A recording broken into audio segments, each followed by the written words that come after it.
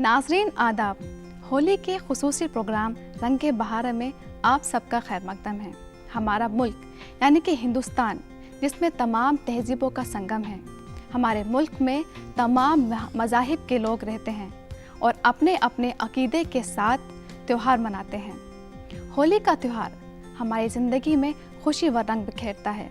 होली का त्यौहार हमारे मुल्क में एक अहम त्यौहार माना जाता है। इसी वजह से इस त्यौहार को रंगे बहारा कहा जाता है। रंगे बहारा यानी होली हिंदुस्तान का कदीम त्यौहार है। नारद पुराण जैसी कदीम और मुक़द्दस किताबों में भी होली से वाबस्ता वाक़यात का बयान मिलता है। ये त्यौहार हिंदू पांचांग के मुताबिक फागुन महीने की पूर्णिमा को मनाया जाता है। रंग खेले जाने से पहले रात को होलिका जलाई जाती है, जिसे होलिका दहन कहते हैं। दूसरे दिन लोग एक दूसरे को अबीर गुलाल लगाते हैं, आपस में एक दूसरे पर रंग डालते हैं और ढोल मजीरा बजाकर खुशी के गीत गाते हैं। होली का त्यौहार बसंत पंचमी से शुरू हो जाता है और इसी दिन गुलाल उड़ाने की शुरुआत की जाती है। इसी दिन से भाग का गाना गाया जाने लगता है। बाग बगीचों, फूलों और फसलों पर एक नया रंग तारी हो जाता है। होलिका दहन के जरिए बुराइयों को जलाकर राख कर दिया जाता है और सच्चाई की फतह के लिए जश्न मनाया जाता है। इस त्योहार का हर मजहब, हर तहजीब और हर इलाके के लोग एहतराम करते हैं और एक दूसरे के साथ खुशी व मोहब्बत का साझा करते हैं। कि होली का पर्व हमारे भारत देश में सभी संप्रदाय के लोग किस प्रकार से मिलजुल करके मनाते हैं। सर्वप्रथम दिति के पुत्र हिरण्याक्ष, जो सनकादि ऋषियों के शाप के कारण राक्षस योनि में उत्पन्न हुआ, उसके परम भागवत पुत्र प्रहलाद जी महाराज हुए। प्रहलाद जी द्वादश भागवत में एक माने जाते हैं। द्वादश भागवत में उनका नाम है, वो भगवान के परम भक्त हैं। जब भगवान के भक्त प्रहलाद को दुष्ट हिरण्यकशिपु ने, उनके पिता हिरण्यकशिपु ने नाना प्रकार की यातनाएं देने लगे और उनको मारने की बहुत चेष्टा की, परंतु भगवान ने हर क्षण में प्रहलाद को बचाते गए। जब बार बार प्रहलाद जी बच गए तो हिरण्यकशिपु की बहन थी होलिका, वो भी राक्षसी थी। भगवान शिव के वरदान से उसको नित्य अग्नि स्नान करने का वरदान प्राप्त था और उसने कहा, भैया प्रहलाद को मैं अपने अंक में बैठा करके अग्नि स्नान करती हूँ, जिससे ये भस्म हो जाएगा। और ऐसा जब किया तो उसको पता नहीं था कि वो अकेले ही स्नान कर सकती थी। जब जैसे ही प्रहलाद को गोद में बैठा करके अग्नि स्नान करना प्रारंभ किया तो भगवान की कृपा से प्रहलाद जी तो बच गए और होलिका भस्म होकर के राख की ढेरी बन गई। और उसी होलिका दहन के बाद से ही ये परंपरा, होलिका दहन के बाद होली मनाने की परंपरा प्रारंभ हुई। जितने भी भक्त समन्वित हैं मिल करके तब से परंपरागत होली मनाते हैं। और आज भी होली के बहुरूप हैं। कोई मदनोत्सव के रूप में मनाता है, कोई कामोत्सव के रूप में मनाता है। इसी दिन जो है भगवान शिव कामदेव को भस्म किए थे और उनकी कृपा से जो है अनंग नाम पड़ा था। भगवान शिव को जब रति मैया ने प्रार्थना किया तो उन्होंने अनंग नाम से उनको घोषित किया और तब से होली जो है परंपरागत आज हम लोग मिल करके मनाते हैं। ये पर्व जो है हर्षोल्लास का पर्व माना जाता है। कहीं कहीं पर जो है बड़े बड़े मिष्ठान व्यंजन इत्यादि घर में पकवान इत्यादि गुजिया बनाए जाते हैं और आपस में मिलजुल करके हम लोग एक दूसरे को वितरित करके और उसका हर्षोल्लास से आनंद लेते हैं और होली को दिव्य अति दिव्य से हम लोग मनाते हैं। रंगे बहारा से मुराद देश का एक अहम और अजीम त्यौहार होली लिया जाता है।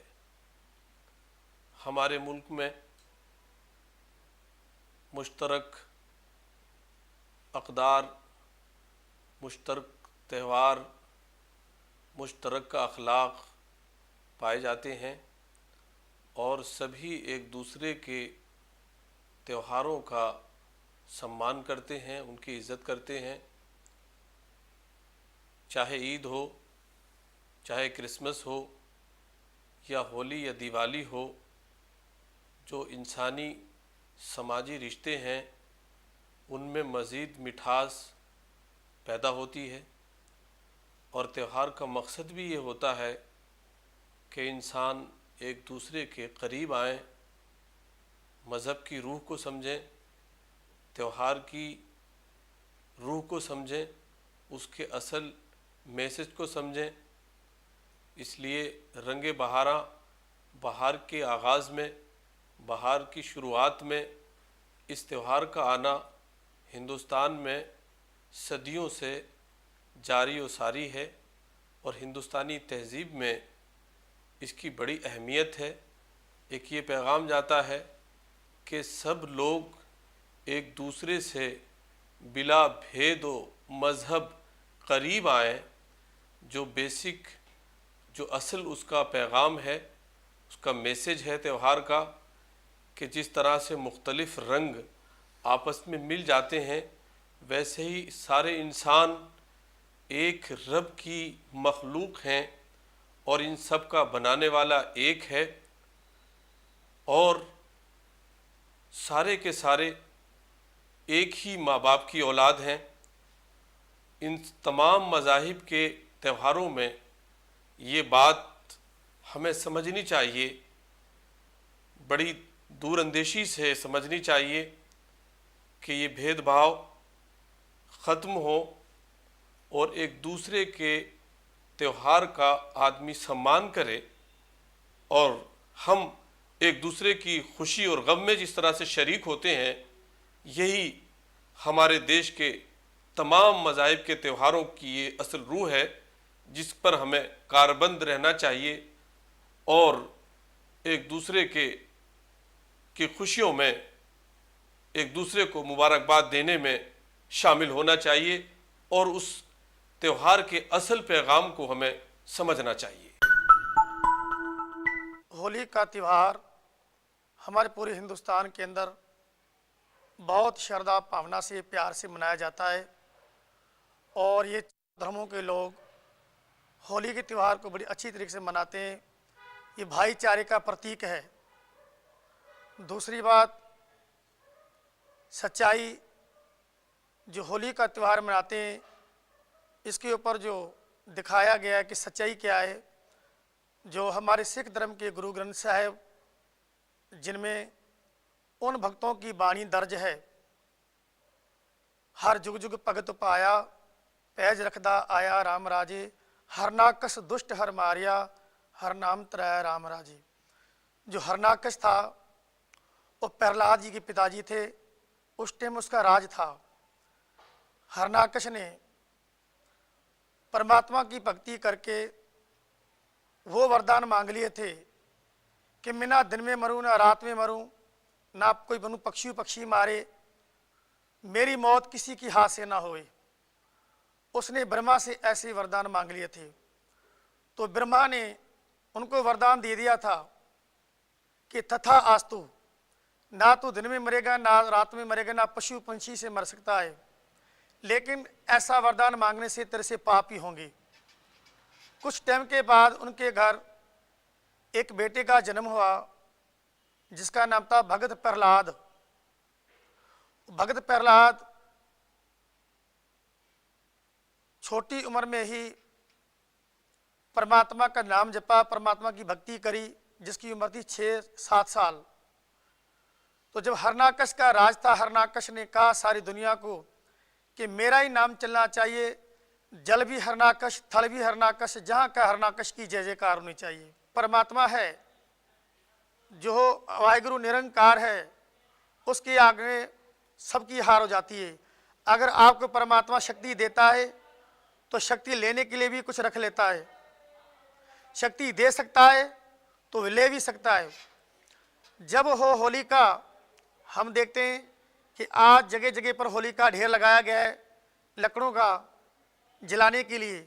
उसका कारण यही दिखाया गया, सच्चाई दिखाई गई है कि वो होली का जो दहन होती है, होलिका बैठती है, लकड़ों का ढेर लग जाता है और भगत प्रहलाद है जो वो निडर होके, बड़े शांत होके होलिका की गोदी में बैठ जाता है और आग लगा देते हैं।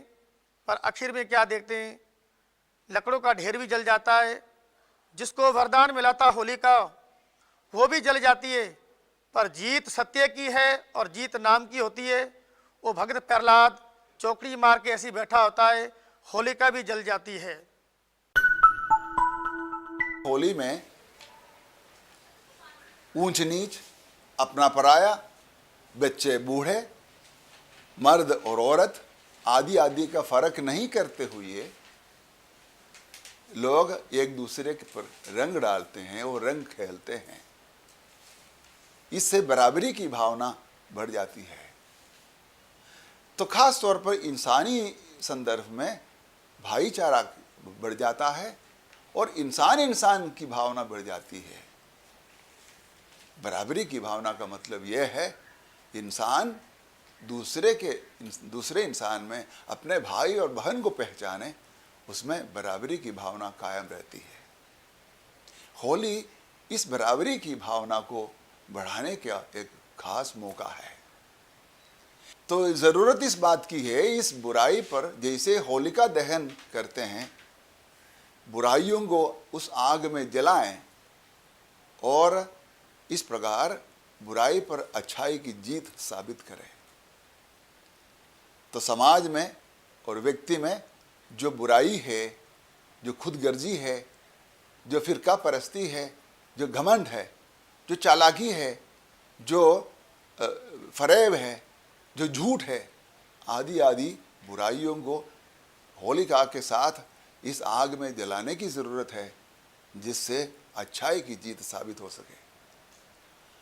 तो ये होलिका दहन की या होली का तीसरा पैगाम है।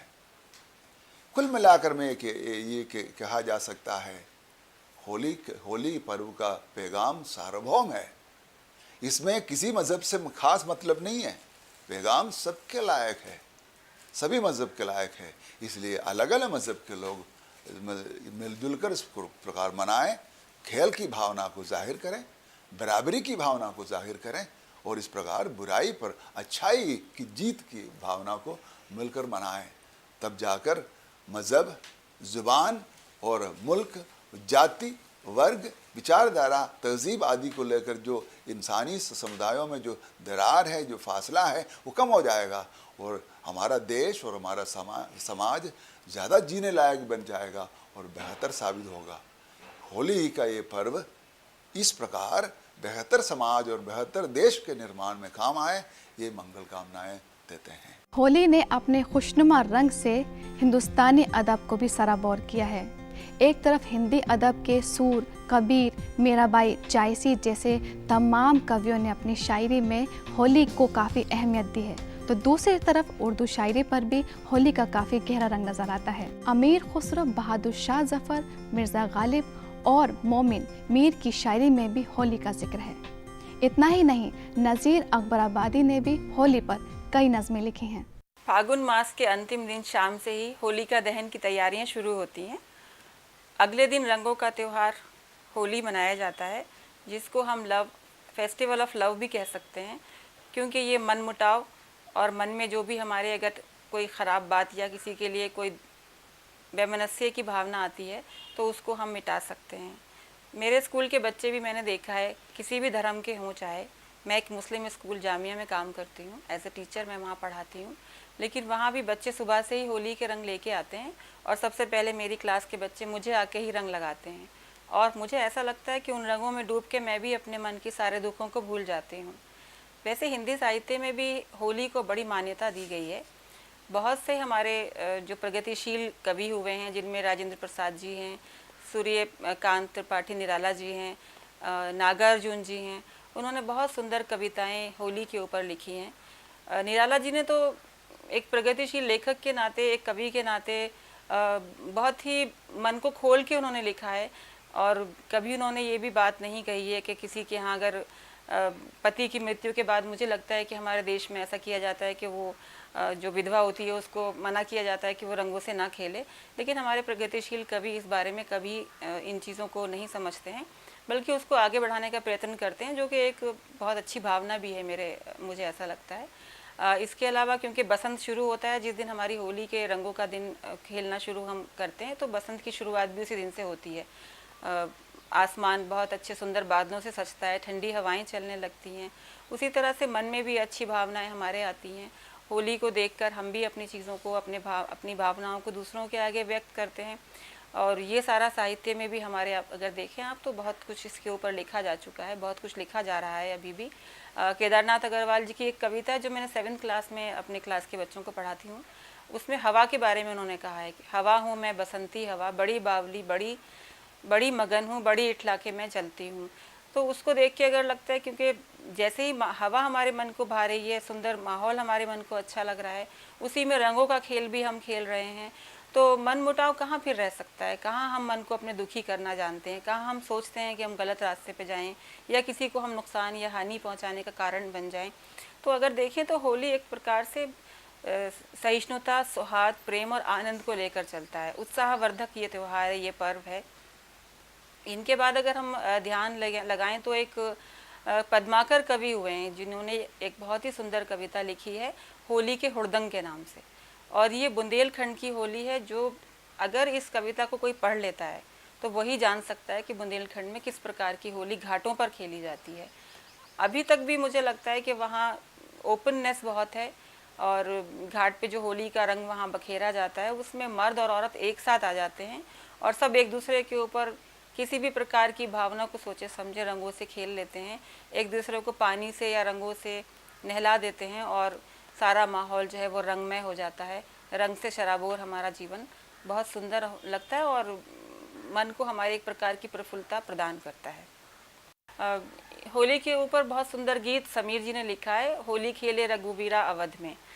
उसमें भी जो बातें कही गई हैं वो होली के ताल्लुक से कही गई हैं और यही कहा गया है कि मन में कोई भी प्रकार की भावना को लिए बगैर हम होली के रंगों से अपने जीवन को किस प्रकार से सुंदर बना सकते हैं, कैसे हम जीवन को आगे बढ़ने के लिए अच्छे रास्ते पर डाल सकते हैं। तो होली एक प्रकार से अगर देखा जाए तो हमारे लिए पथ प्रदर्शक भी है, हमें एक अच्छे और सच्चे रास्ते की ओर भी ले जाने का कार्य करती है, क्योंकि हमारे जीवन में आपसी भाईचारे का बहुत बड़ा महत्व है, जो आज के दौर में मुझे लगता है एक प्रकार से ख़त्म सा होता जा रहा है। फणीश्वर नाथ रेणु जो हमारे हिंदी के बहुत ही मशहूर कवि हैं, बहुत प्रसिद्ध कवि हैं, उन्होंने भी लिखा है, साजन होली आई है, सुख में हंसना, जी भर के गाना, मस्ती से मन को बहलाना, साजन जी होली आई है। इस प्रकार की कविताएं बहुत हम पढ़ते हैं। हमारा साहित्य, हिंदी साहित्य तो बिल्कुल जैसे कहा जाए तो होली के गानों से, होली की कविताओं से बिल्कुल मालामाल है। उसको तो अगर हम अपने बच्चों को पढ़ाएं या खुद से पढ़ते हैं तो मन तो हमारा खुश होता ही है।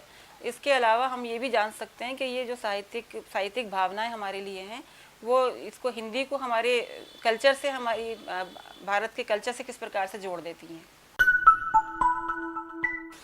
हमारे मुल्क में बहुत क़दीम ज़माने से जो पूरी शायरी की रवायत है, अदब की रवायत है, तो उर्दू अदब और ख़ास तौर से उर्दू शायरी का ये बहुत बड़ा इम्तियाज़ रहा है कि उर्दू शायरी में, उसकी क़दीम रवायत में भी और जदीद ज़माने में भी, शुअरा ने हिंदुस्तान की जो मुश्तरका तहज़ीब है, यानी जो गंगा जमुनी तहज़ीब कहलाती है, हिंदू, मुस्लिम, सिख, ईसाई, जिसमें तमाम मज़ाहिब के लोग शामिल होते हैं, उस तहज़ीब के बहुत से मज़ाहिर, उस तहज़ीब की बहुत सी चीज़ें, बहुत से पहलू हमारे शुअरा ने अपनी शायरी में पेश किए हैं। तो जाहिर है कि जैसा मैंने कहा कि होली का त्यौहार या बसंत का जो पूरा मौसम है, इस पर भी हमारे शोरा ने खूब खूब नज़में कही हैं, खूब अशार कहे हैं। नज़ीर ने होली पर एक से एक नज़में कही हैं। उनकी एक नज़म का एक बंद मैं सुनाता हूँ। फिर आन के इशरत का मचा रंग ढंग ज़मी पर, और ऐश ने अरसा है किया तंग ज़मी पर। हर दिल को खुशी का हुआ आहंग ज़मी पर, होता है कहीं राग कहीं रंग ज़मी पर। बजते हैं कहीं ताल कहीं ज़ंग ज़मी पर, होली ने मचाया है अजब रंग ज़मी पर।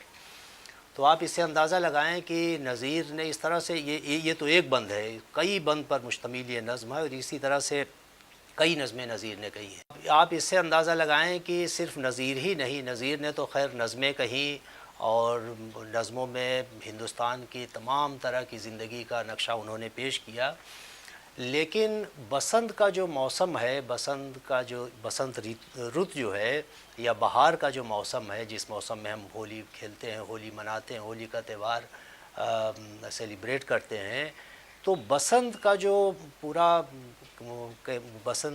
मंज़रनामा है या उसका जो रंग है, उसको हमारे शोरा ने ख़ास तौर से बहुत दिलचस्पी के साथ अख्तियार किया है, उस पर इज़हार किया है।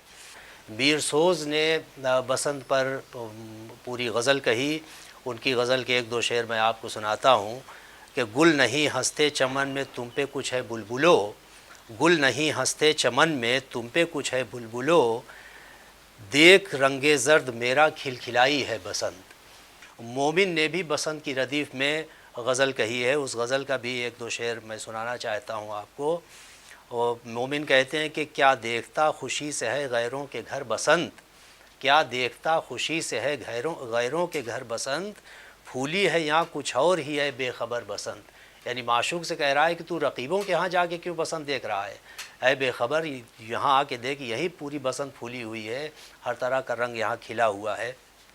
इसी में एक शेर और है, क्या उम्दा शेर कहा है मोमिन ने कि वहाँ तू है जर्द पोश यहाँ मैं हूँ जर्द रंग, वहाँ तू है जर्द पोश यहाँ मैं हूँ जर्द रंग, वहाँ तेरे घर बसंत है या मेरे घर बसंत।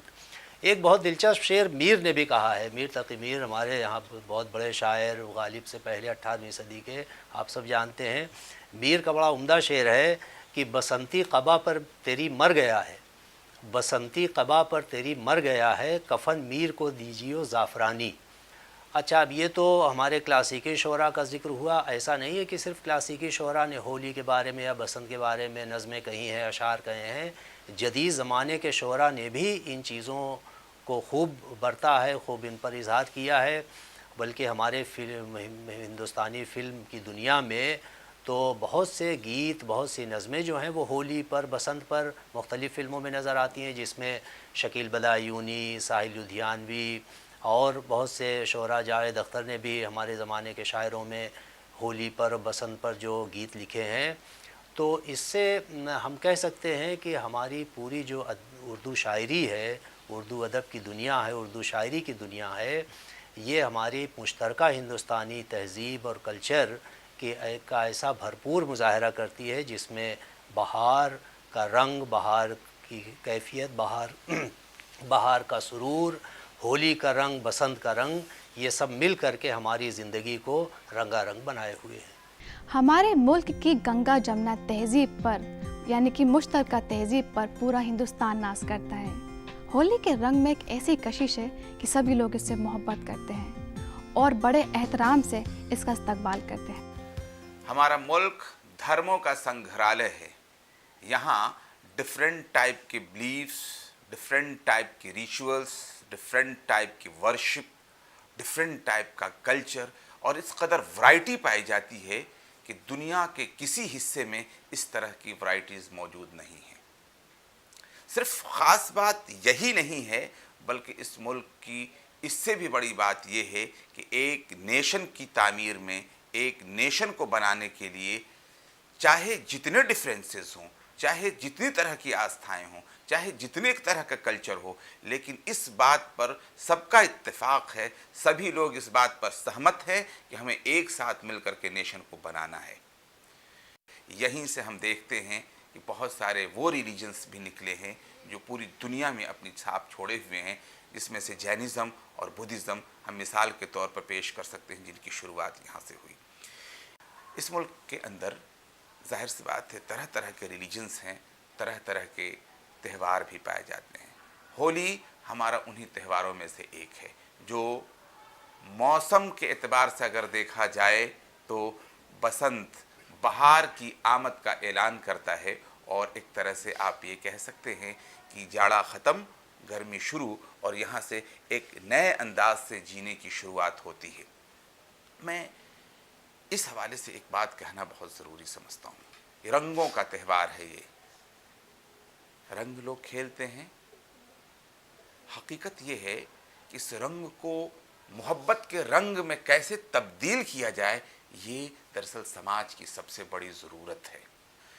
कि दरअसल जिस सोसाइटी में हम रहते हैं और जिस प्लूरल सोसाइटी की दुनिया के लिए हम मिसाल बनना चाहते हैं, हमारा तरीक़ा ये होना चाहिए कि अगर हम किसी वजह से किसी आस्था में बिलीव नहीं करते हैं, किसी रिचुअल्स को नहीं मानते हैं, या किसी चीज़ की वर्शिप में हम शरीक नहीं होते हैं, कोई बात नहीं है। हर शख्स इस मुल्क में आज़ाद है, हर शख्स को ये आज़ादी हासिल है कि जो चाहे धर्म, जो चाहे पूजा पद्धति अख्तियार करे। लेकिन ख़ास बात यह है कि जिस तरह हम आज़ाद हैं कि कोई भी पूजा पद्धति अख्तियार करें, हर शख्स हिंदुस्तान का आज़ाद है, और ये हमारा धर्म होना चाहिए, ये हमारा रिलीजन होना चाहिए कि जिस तरह से हम चाहते हैं कि आज़ादी के साथ हम सब कुछ कर सकें, वैसे ही दूसरों को भी उसका मौका फराहम करें। होली का त्यौहार जो मनाते हैं उनको बहुत बहुत मुबारक है, लेकिन जो नहीं भी मनाना चाहते हैं उनके लिए पैगाम ये है, उनके लिए मैसेज ये है कि अपनी आस्था और अपनी रिचुअल, अपनी वर्शिप की तरह से इसे हमें लेना चाहिए। और जो लोग भी ये त्यौहार मना रहे हैं उनके लिए पूरी सहूलत फराहम करना चाहिए, पूरी आसानी पैदा करना चाहिए कि आराम के साथ होली के त्यौहार को मोहब्बत के साथ मना सकें, मोहब्बत के साथ अपनी पूरी रीति रिवाजों को अदा कर सके। इसमें जो मना रहे हैं वो तो एक तरफ इस तरह का मोहब्बत का लुत्फ़ लेते हैं कि वो इस त्यौहार को मना रहे हैं, और जो नहीं मना रहे हैं उन्हें इस तरह की मोहब्बत का लुत्फ़ लेना चाहिए कि जो मना रहे हैं हम उनके लिए क्या आसानी पैदा कर दें और किस तरह से मोहब्बत के साथ उनको आसानी के साथ इसे मनाने का मौका अता करें। ये जब मोहब्बत का आपस में मेल जोल होगा, आपस में लेन देन होगा, तो ये जो दिलों की आपस में मोहब्बतें, क़ुर्बतें बढ़ेंगी, और इस तरह से चल करके एक तरह से जीने का जो सलीक़ा पैदा होगा, तो न सिर्फ ये हमारे नेशन की तामीर में अहम रोल अदा कर सकता है, पूरी दुनिया को इस मोहब्बत से जीने का सलीक़ा भी सिखा सकता है। मैं समझता हूँ इस हवाले से हम तमाम मुल्क वासियों को इस तरह से जीने का अंदाज़ अख्तियार करने की कोशिश करना चाहिए। कली कली पे है दूना निखार होली में, चमन चमन है बना लाल उजार होली में। ज़माने भर में मुसर्रत की लहर दौड़ गई, रहा न कोई कहीं सोगवार होली में। आप सभी को होली की बहुत बहुत मुबारकबाद।